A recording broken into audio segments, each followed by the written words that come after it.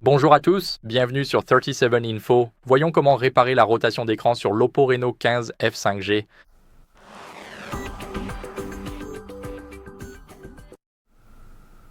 Alors, tout d'abord, ce que vous devez faire, c'est activer la rotation automatique dans les réglages rapides. Faites donc défiler depuis le côté droit. Ici, tout ce que vous avez à faire, c'est activer la rotation automatique. Vous verrez alors cette icône devenir rouge et vous verrez que la rotation automatique est activée. Maintenant, ce que vous devez faire, c'est tester le gyroscope dans différentes applications.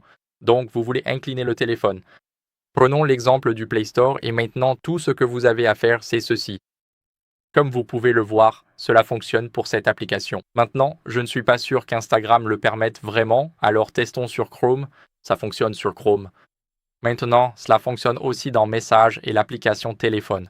Donc pour moi, le gyroscope fonctionne et la rotation automatique fonctionne parfaitement bien.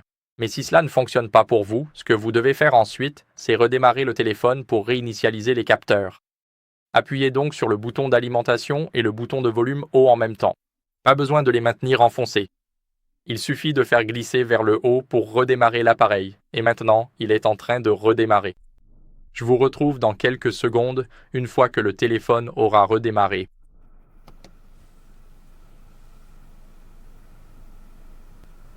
Maintenant, après le redémarrage, ce que vous pouvez faire en dernier recours, c'est d'abord entrons le mot de passe.